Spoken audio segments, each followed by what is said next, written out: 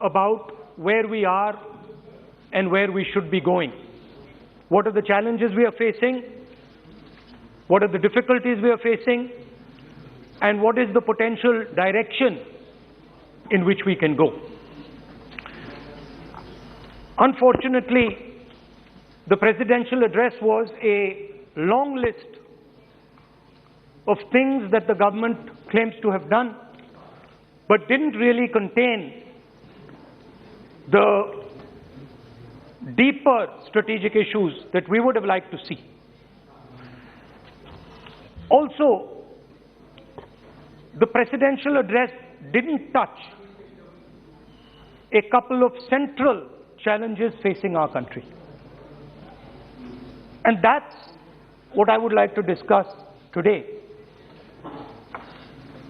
To me, it seemed that the presidential address was a list of bureaucratic ideas instead of a strategic vision. It looked to me as if it had been constructed not by a vision of leadership, but by a group of bureaucrats who had simply to put something down on paper. So what did the presidential address miss?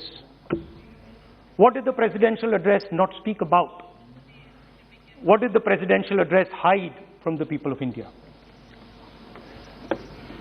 I think there are three fundamental things that were not spoken about in the presidential address. The first, and what I consider to be the most important, is the idea that there are now two Indias. There is now no longer one India. There are two Indias. One India is for the extremely rich people, for those who have immense wealth, for those who have immense power, for those who do not need a job, for those who do not need water connections, electricity connections, but for those who control the heartbeat of the country. And then another India.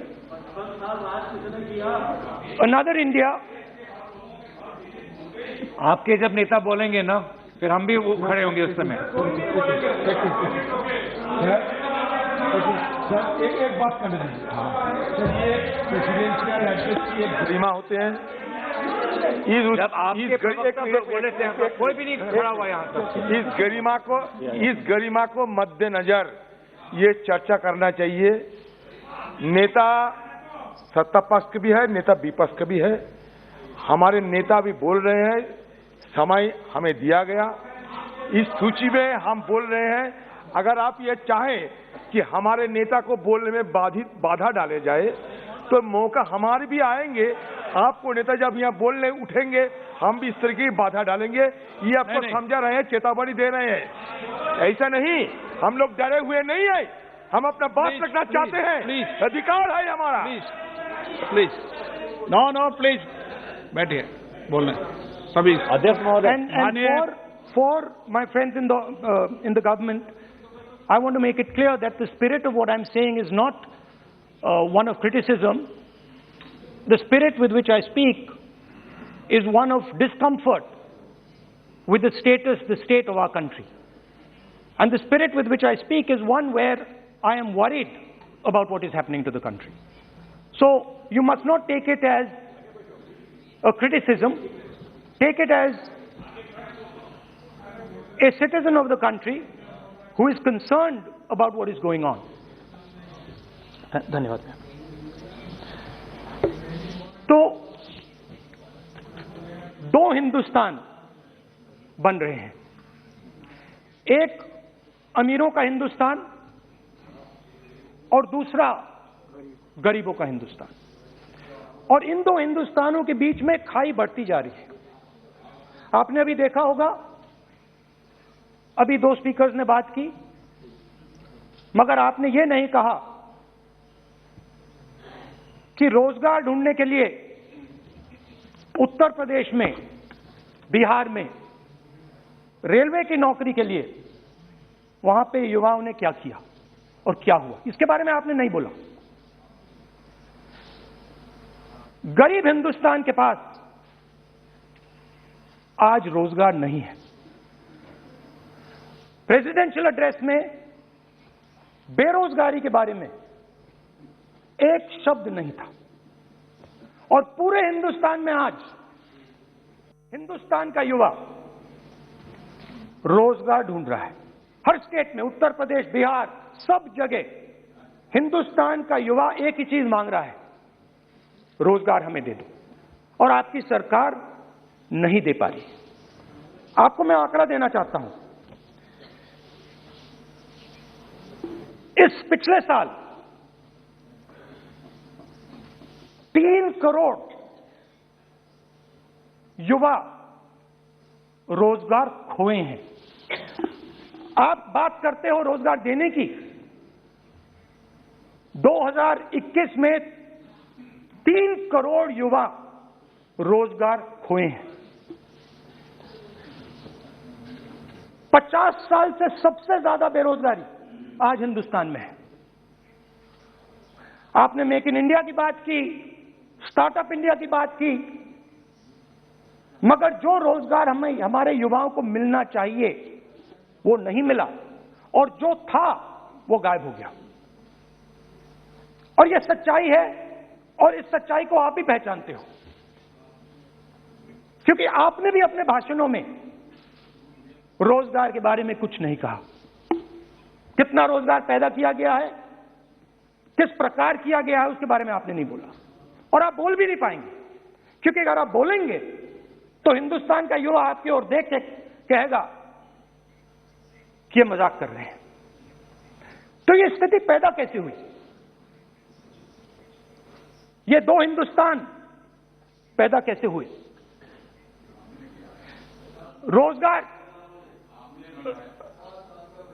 रोजगार small और medium industry और जो हमारा informal sector है उधर बनता है। लाखों करोड़ रुपया आपने उनसे छीनकर हिंदुस्तान के सबसे बड़े अरबपतियों को दिलवा दिया।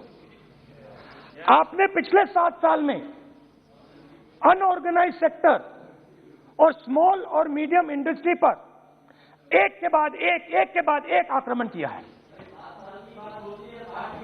7 की कर रहा हूं, मैं 60 की भी करूंगा। मैं अपने भाषण में अंत में 60 साल की बात करूंगा आपको खुश करने के लिए। आप ठहर जाइए। मगर असंगठित जो सेक्टर है उस पर आपने आक्रमण किया। कैसे किया? नोटबंदी, गलत जीएसटी और कोरोना के समय जो सपोर्ट उनको देना था आपने नहीं दिया। नतीजा क्या हुआ? नतीजा यह हुआ कि आज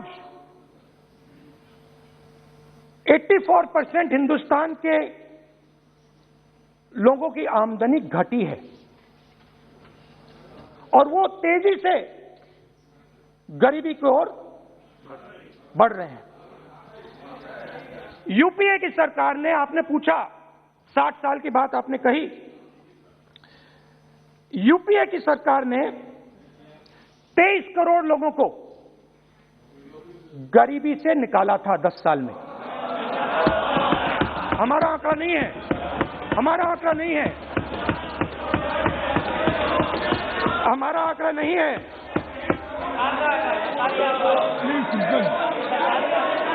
आप हंसिए, हमारा आंकड़ा नहीं है,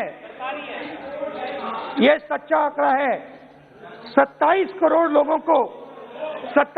लोगों को हमने गरीबी से निकाला था, और 23 करोड़ लोगों को आपने गरीबी में वापस डाल दिया।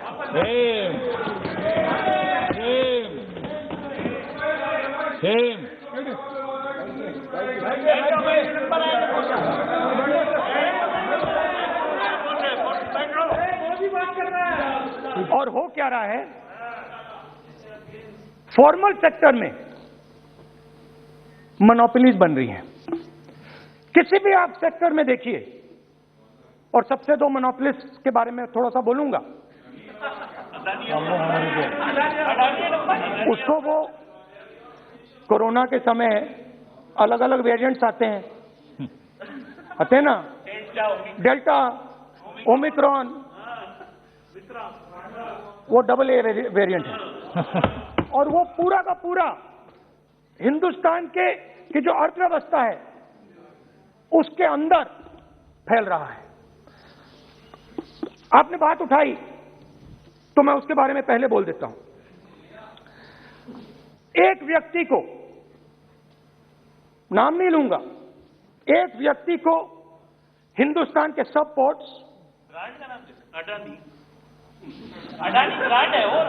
ब्रांड, हिंदुस्तान के सब पोर्ट्स, हिंदुस्तान के सब airport, power, transmission, mining, green energy, gas distribution, edible oil, जो भी हिंदुस्तान में होता है उधर अदानी जी दिखाई देते हैं।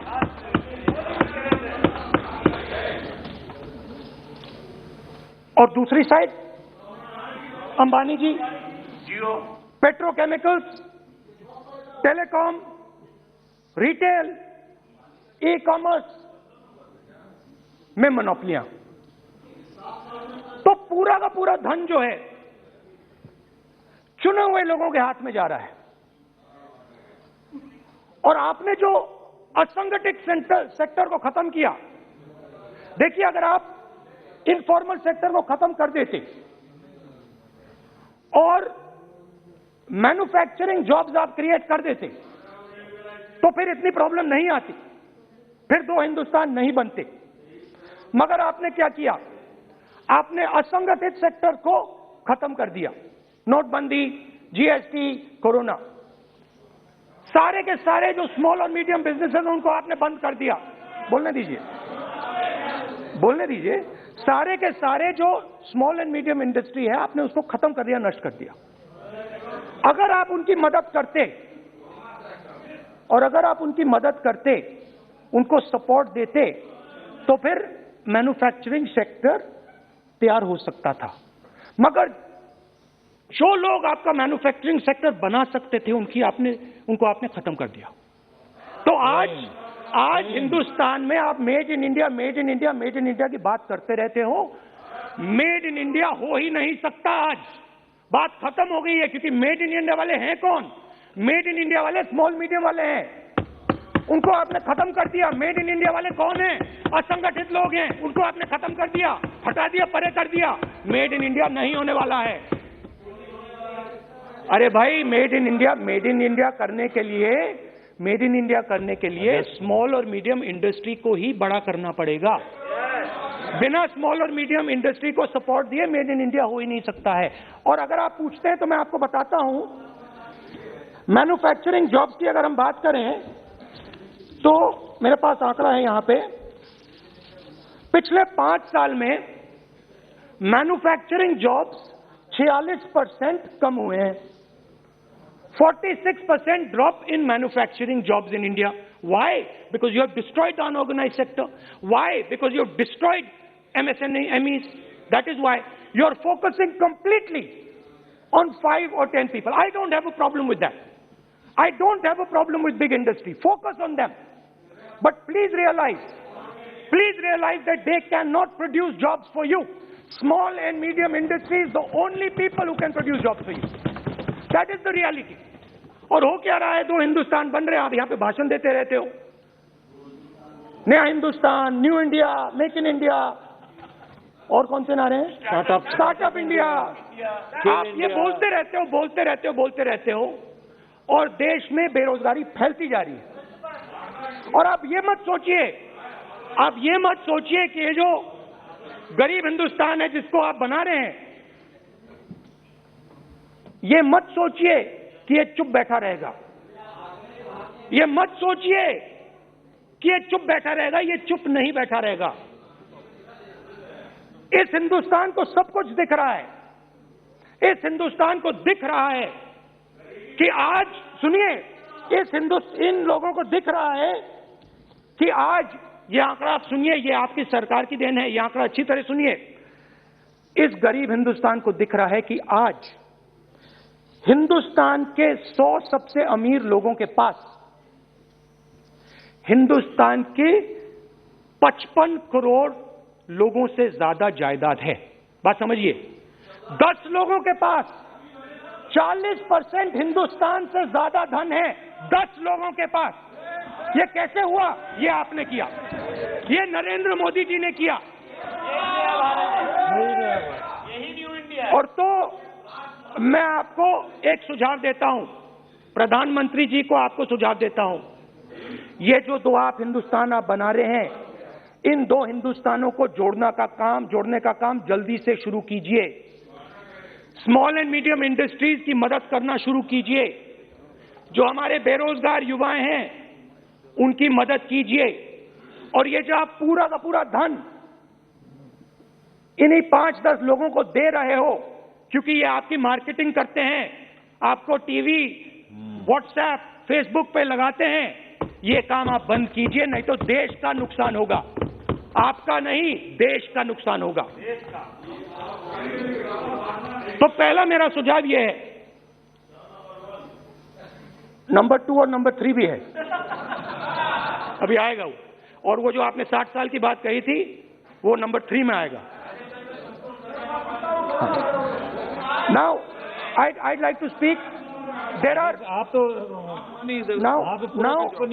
now there are 2 competing visions of this country, which is frankly the main difference between us and them. If you read the Constitution of India, you will find, and many of my colleagues who have not read it should look at it, you will find that India is described as a union of states. India is not described as a nation, it is described as a union of states. What does that mean? That means my brother from Tamil Nadu has to have the same right as my brother from Maharashtra, as my sister from Maharashtra, as my brother from Uttar Pradesh, as my brother from Bihar, as my sister from Manipur, Nagaland, Mizoram. That's what it means. What it means, Jammu Kashmir, of course, Jammu Kashmir, Nagaland, of course, Andaman Nicobar, of course. That is Lakshadweep. Now what is the difference? You have to understand this. This is a serious matter. I would like to have your view on it. And I would like this Parliament House to start serious discussions instead of the type of discussions that we're having. That is why it is serious. It is serious, and I would like a serious response. Right? What I heard, frankly, what I heard in the first address today was not serious. What I heard Mr. Dwivedi say was not serious. It did not behoove this House. It was not at the standard that this House should be used to. It is not at the standard that India should watch. Now, let me come back to the discussion. Let me come back to the discussion, Speaker Sir. There are 2 visions.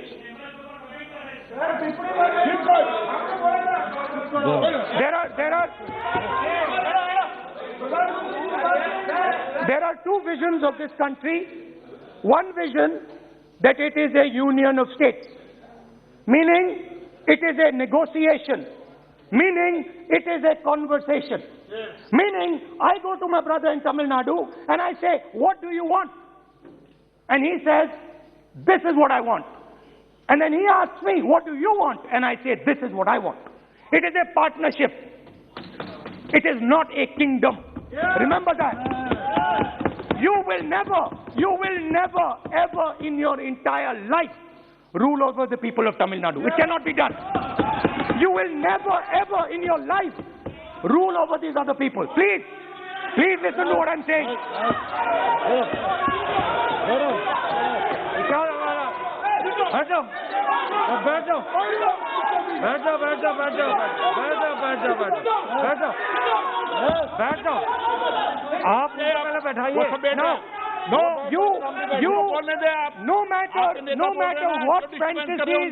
No matter what fantasies you might have, You will never ever rule over the people of the states of India. It has never been done in 3,000 years. Never ever. The only way India has been ruled. And you can look at any empire you want. You can look at Ashoka the Great. You can look at the Mauryas, you can look at the Guptas, you can look at anyone you want. It has always been ruled by conversation and negotiation. Now, what is the problem? The problem is you people are confused. The problem is you people think that these languages, these cultures, these histories, you think that you can suppress them. You have no idea of history. You have no idea what you are dealing with. Because the people of Tamil Nadu have inside their heart the idea of Tamil Nadu, the idea of the Tamil language, and then also the idea of India. Do not be confused. The people of Kerala have the idea of, I am telling you the truth. The people of Kerala have a culture. I am now a member of Parliament of Kerala. I understand it slightly better. They have a culture, they have a dignity, they have a history. The people, like the gentleman said, the people of Rajasthan have a culture, have a history, have a tradition, have a language. They have a way of life. This is like a bouquet of flowers. This is our strength. I learn from the people of Tamil Nadu. I learn from the people of Rajasthan. I learn even from you. Every day I learn from you. I do. It's not funny. It's not funny. I learn from you. Right? It's not funny. Anyway, there is another vision. A vision that India can be ruled by a stick from the center. You people have no idea of history. Because every time it has been attempted, that stick has been broken and smashed.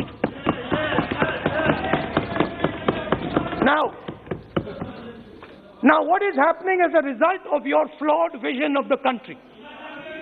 Two Indias are of course being created.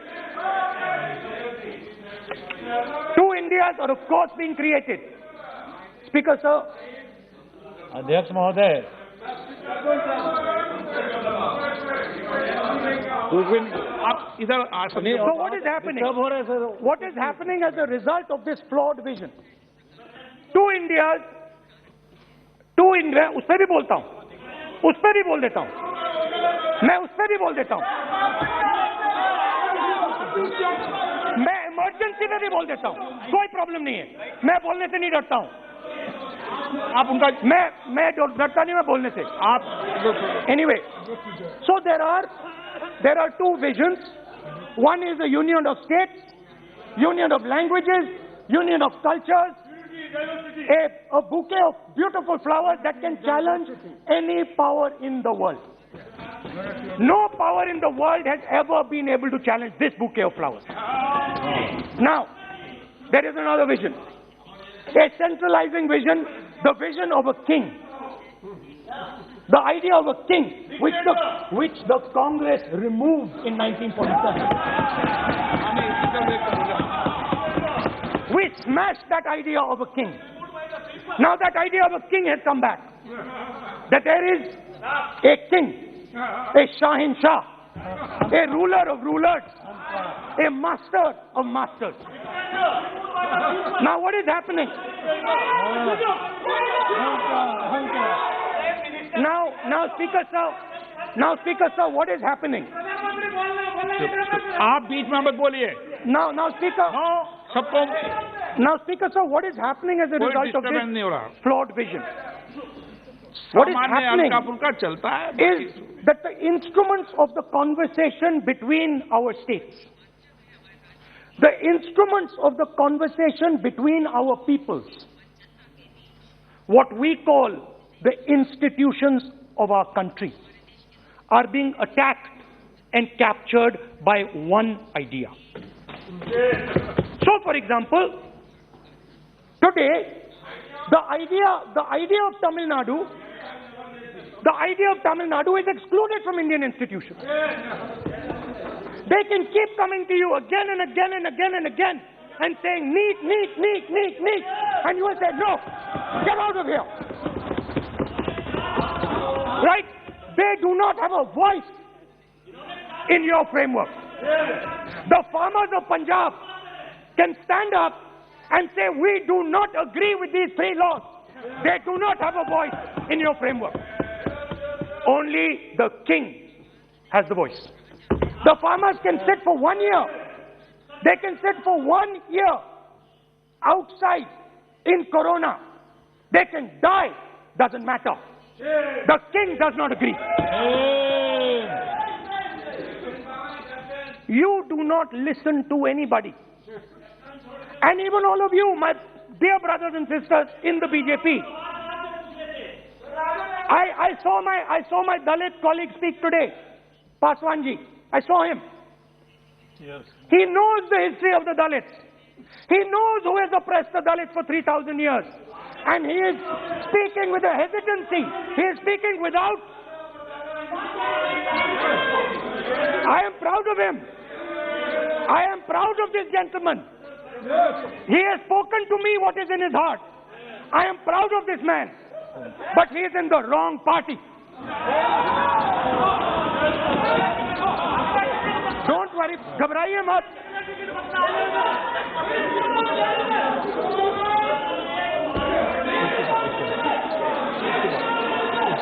नहीं, बीच में नहीं.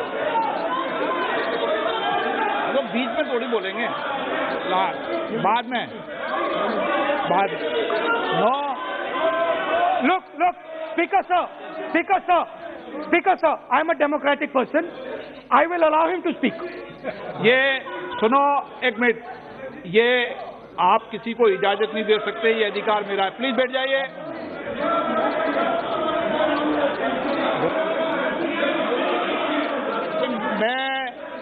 आप वो इजाजत दे सकते हैं क्या आसन को? वो इजाजत देने का अधिकार नहीं है.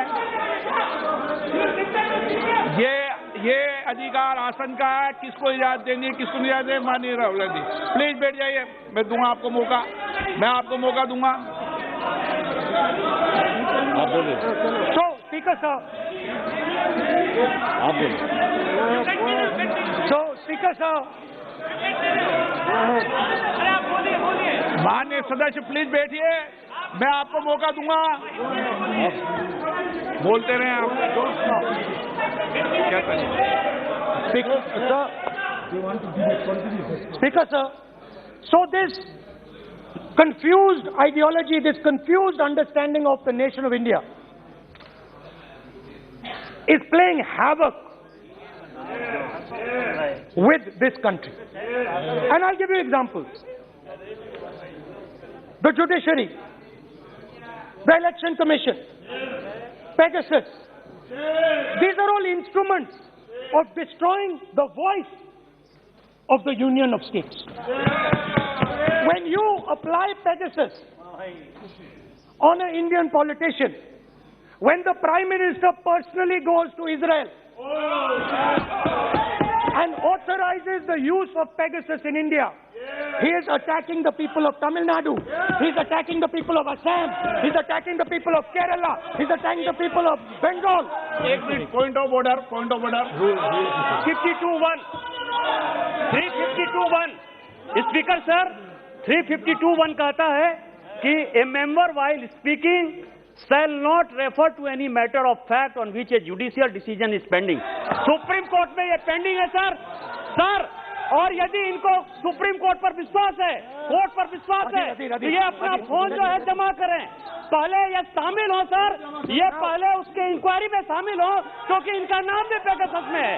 सो कॉल्ड ये जो कह रहे हैं, इसीलिए ये पेगासस का नाम नहीं ले सकते सर. ये कोऑपरेट नहीं कर. Now, so what is happening is that a particular organization has captured the institutional framework of the country and is attacking the voice of the different states of this country. And my fear is that you will get a reaction from that voice. My fear is that this attack that you're carrying out on the institutional framework of this country is going to get a response from the Union of States. And you're fiddling. I understand this. You might not appreciate it, but my great-grandfather spent 15 years in jail building this thing. My grandmother was shot 32 times and my father was blown into bits. So I understand a little bit about what this country is. My blood has been sacrificed, not by me, by my great-grandfather, by my grandmother, by my father for this country. So I understand what it is. And you are fiddling with something very, very dangerous. And I am advising you, stop. Because if you do not stop, you will create a problem. You have already started creating the problem. The problem has already started in the northeast. The problem has already started in Tamil Nadu. You're not visible. It's not visible to you right now. Jammu Kashmir, which I will speak about, which is my third point. Now, what you're fiddling with is extremely dangerous, and it demonstrates a complete lack of understanding of history. Please, this evening, go back and look at all the empires that have ever ruled India. Look at them carefully. You will find that every single one of them is a union of states. There's not a single empire. There was a reason Ashok used to go and put his pillars everywhere. Because it was a union of states where Ashok, the great king, respected everybody. You are disrespecting everybody. Disrespect me, I don't care. It doesn't matter to me. But you cannot disrespect the people of this country. Right. Now final. And I think one of the more important parts of my speech. Actually, I want to say one other thing, which I demand an apology from the Home Minister. And this represents again the idea of a union of states versus the idea of a king. Now, a few days ago, some political leader, I'm not going to name, came to me from Manipur. And he was very agitated. I spoke to him, I said, why are you agitated, my brother? And he says, Rahulji, I have never felt as insulted as I have a few days ago. I said, why? He said, Rahulji, a delegation of Manipuris, political leaders, senior leaders went to see the Home Minister. Outside his house, we were told to take off our shoes. And when we went inside his room, we found that the Home Minister was wearing his chappals. What does this mean? What exactly does this mean? Why is it that in the Home Minister's house, the Home Minister can wear chappals, but a delegation of Manipuri politicians cannot? What does this mean? Why? No. It reflects... नहीं, गलत नहीं बोल रहा हूं. मैं आपको photo दिखा दूंगा, स्पीकर सर, मैं आपको फोटो दिखा दूंगा. मैंने उस व्यक्ति से बोला आप गलत बोल रहे हो. उसने कहा राहुल जी मैं आपको फोटो देता हूं, और फोटो दी उसने मुझे. This is not the way to deal with the people of India.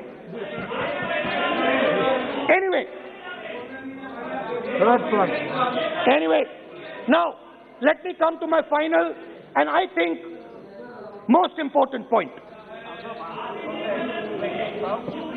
Go ahead. we are sitting.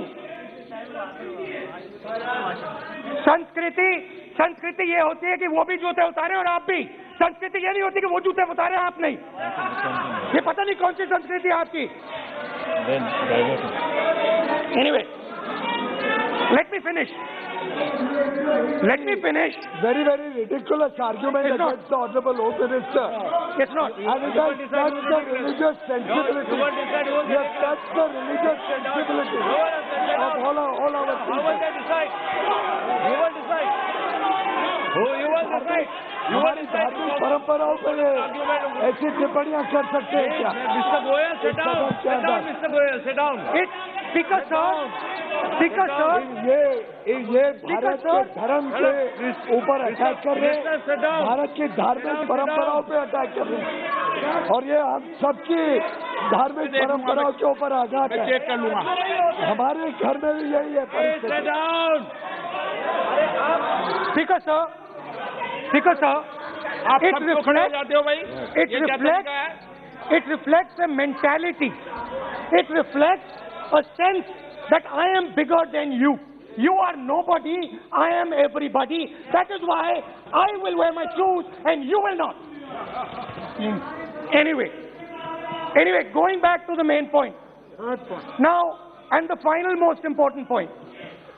My understanding is that the RSS and the BJP is playing with the foundations of our country. And they are weakening the foundations of our country.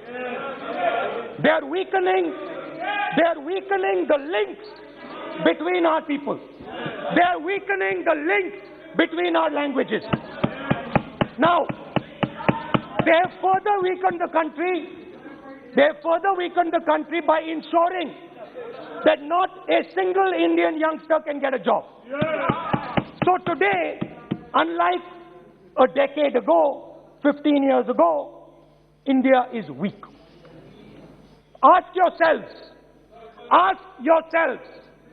why you were not able to get a guest on Republic Day. Ask yourself that question. Don't look surprised. Ask yourself that question. What is happening is that India today is completely isolated. We are completely isolated and surrounded. We are surrounded in Sri Lanka, Nepal, Burma, Pakistan, Afghanistan, China, everywhere we are surrounded. And our opponents understand our position.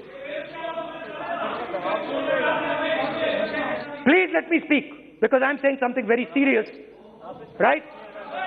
I'm saying something very serious. Let me say, we have been weakened. The conversation between our people is not taking place. Our institutions are under attack, and we are completely surrounded. The Chinese have a very clear vision of what they want to do. They are very, very clear about what they want to do. And one second, please.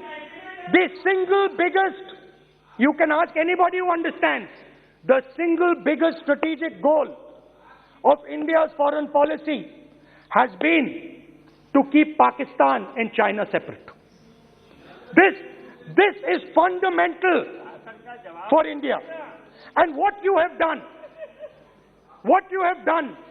is you have brought them together. Today, do not be under any illusion. Do not underestimate the force that is standing in front of you. Do not underestimate the power that stands in front of us. Do not underestimate it. You have brought Pakistan and China together, and this is the single biggest crime that you could commit against the people of India. China has a clear vision, and I can clearly see, without any confusion in my mind, that China has a plan. China China has a plan.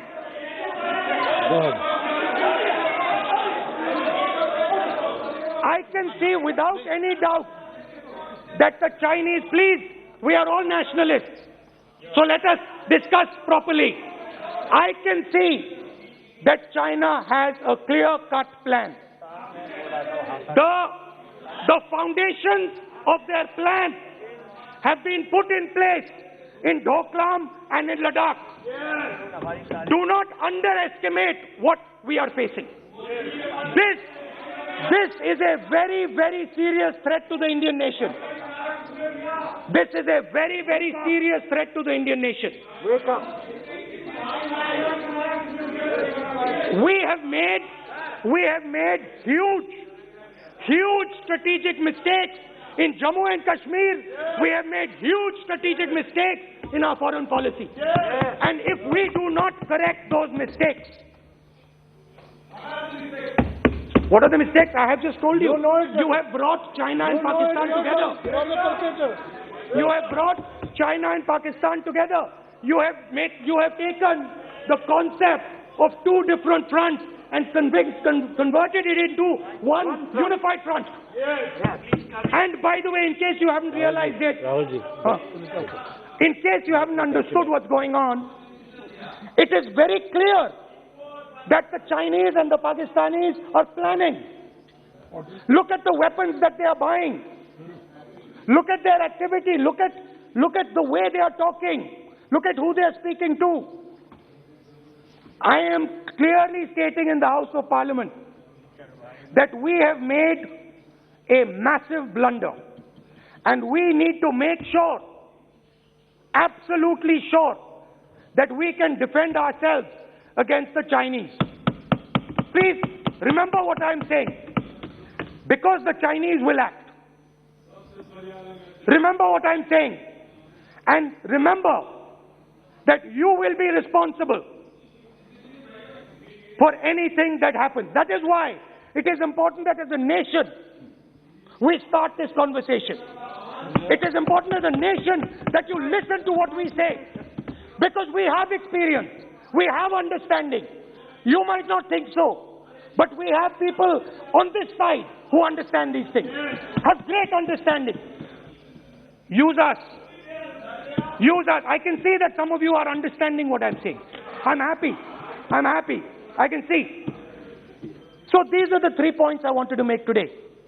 The nation is now at risk. The nation is at risk. The nation is at risk from outside. From inside. The nation is at risk from inside. And that is a very dangerous place for a nation to be. And I don't like it. I'm very uncomfortable with my nation, with my beloved country standing where it is standing.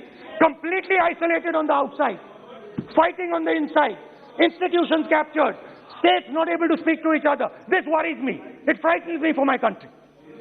And so that is why I thought it was important that I speak today.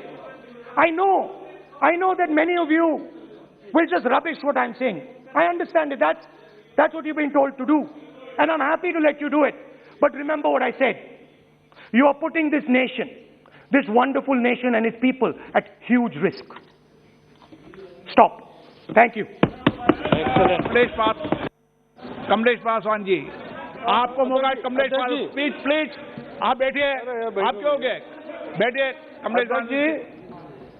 Rahul भाई अपने भाषण में मेरा नाम लिए और दलित कहकर मुझे कहा कि I am in a wrong party. You are. अध्यक्ष जी, मैं इनको बताना चाहता हूं कि आपकी नीति क्या रही है। आपके दादी की, आपके पिताजी की, कांग्रेस की जो नीति रही है, आज तक हमारे समाज को फूट डालो, राज करो। और उसी के नाते जब पूरे देश की जनता इस चीज को समझ गई है, तो यही हाल अध्यक्ष जी, इसीलिए यही हाल हो गया है कि मेरे जैसे एक छोटे से सांसद कहा।